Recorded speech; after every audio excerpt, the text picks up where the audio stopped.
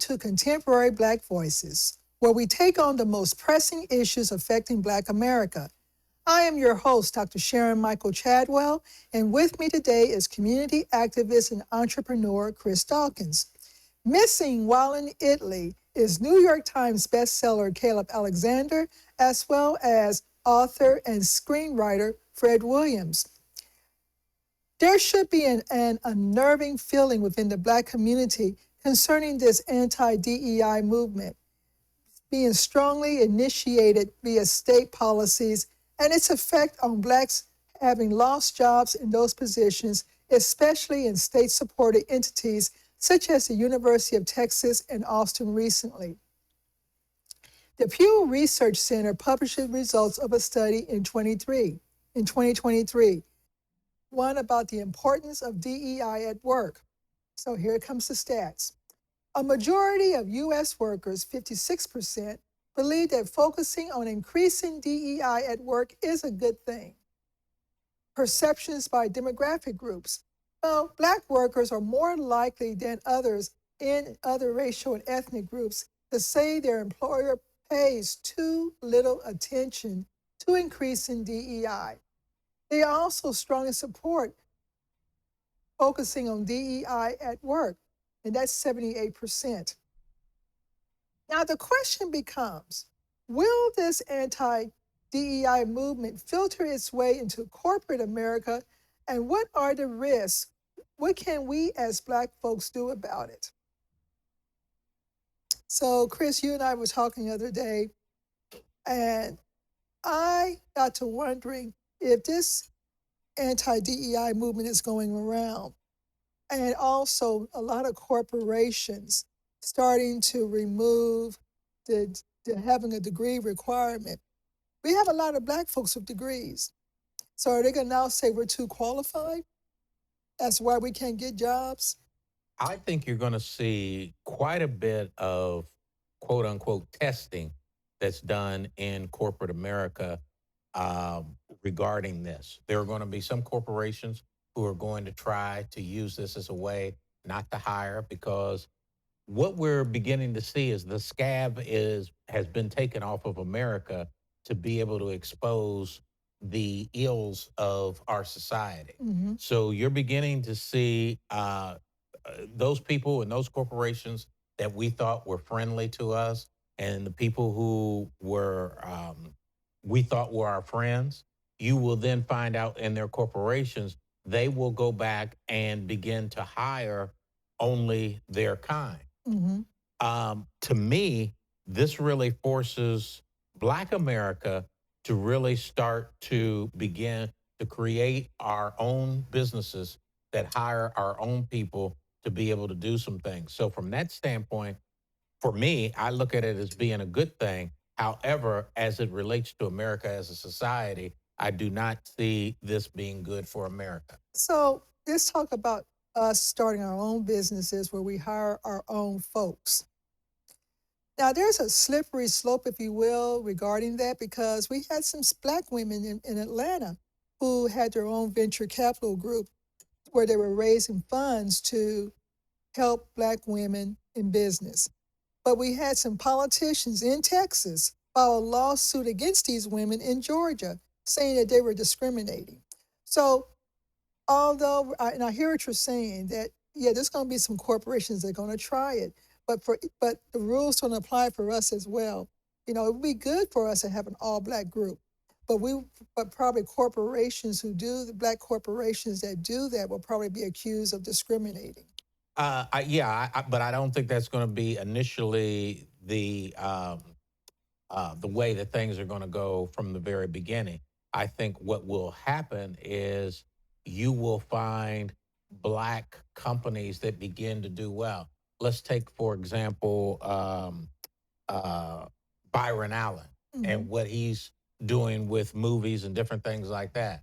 So then the white companies, or even Hispanic or non-white companies, will come back and say, I shouldn't say non-white companies, the white companies especially will come back and say, well, now you're discriminating because he is building a quote unquote empire and they could possibly be forced out.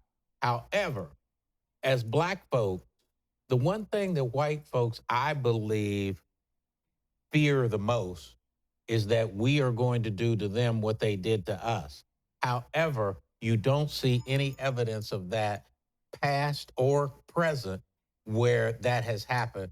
So I don't necessarily see that happening. We have been a group of people who have always embraced and brought together everybody as opposed to just our race. Right. So that's how I think that's going to play out. So let's just pretend here. Okay. Campbell Soup. They start to hire more whites than blacks to the point of zero blacks. From a marketing perspective, we already know, we have seen the literature, we have discussed it, that when black folks focus on a product, then what usually happens is that product tends to take off. You know, if you think about the hip hop Right. group. Colonel Sanders rapping. Colonel Sanders rapping. Well, I don't know about all that. I'm talking about the clothes. Okay. The fashion of hip hop. Okay. You know, back in the day, early hip hop. Okay. Those clothes became popular among the white suburban youth because they looked very, very cool and they wanted that coolness. So as we begin to, money-wise, start targeting our money to support certain groups, then it becomes popular.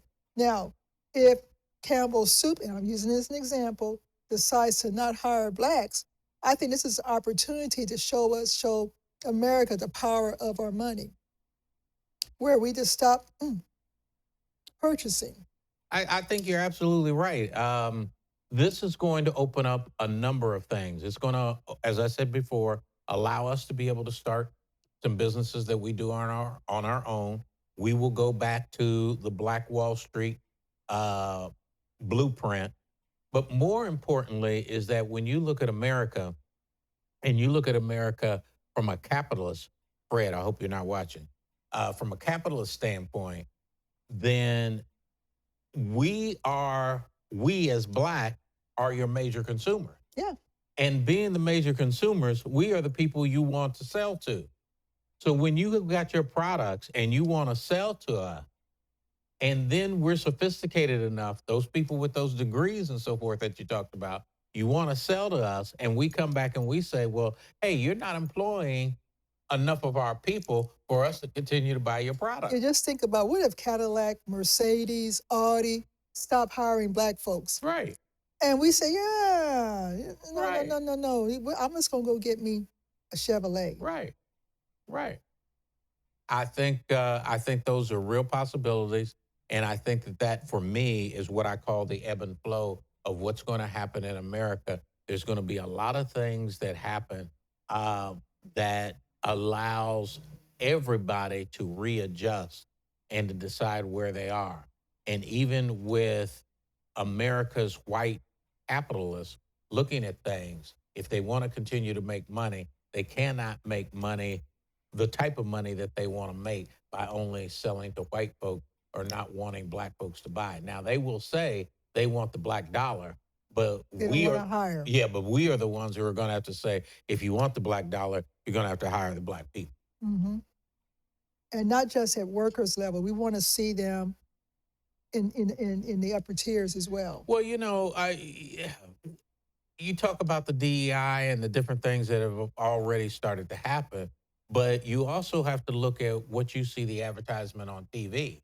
The advertisement on TV, you will see damn near every product that's out there has got some kind of black component to it that they want to sell to black folk. Mm-hmm. Okay? Even if it's one of those drugs that they're selling, because we are probably the people in the Hispanic community are the people with the most diabetics. Okay? So you want to sell to them. So whether it be drugs, whether it be Aunt Jemima or whoever it is, they always want to sell to us. Then you look at just here in Texas, thinking about the barbecue, and all the black people who started the barbecue places that may be now white establishments, but they always want to have some type of black component to everything that they do. So that's what we've got to realize. That's where we've got to become really attuned to what's going on and use our education to really propel ourselves as well as our black business. And you know, and we'll probably talk about more about this in the second half. This anti-DEI movement is really causing some problems on school campuses for our Black kids as well. Uh, and I'm going to do a parent conference here, probably in July or August, where we're going to talk about that. But from the research that I am seeing, um, a lot of Black kids, especially on these predominantly white campuses, and what I mean by that is little Black kids and zero to none white Black teachers and administrators.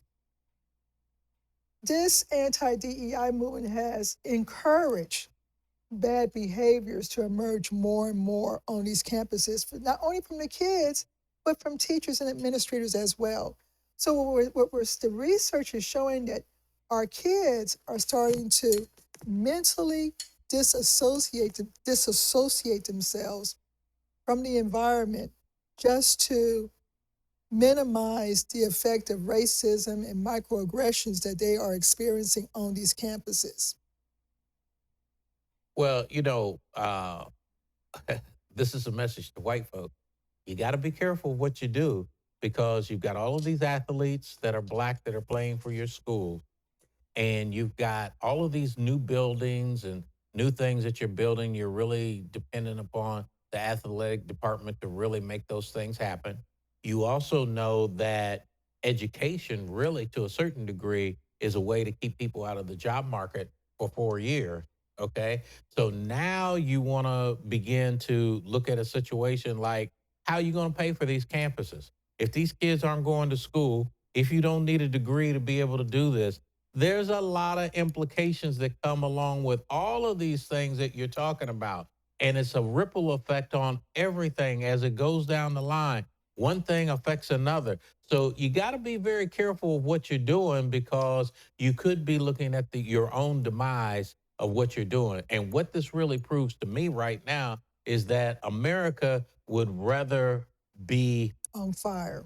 on fire than to have something that's really progressive as the way it's been in the past. So you would blow up America, okay, to save whiteness as opposed to promote blackness and be able to help yourself. And that's the lesson that you have to learn, or whites have to learn.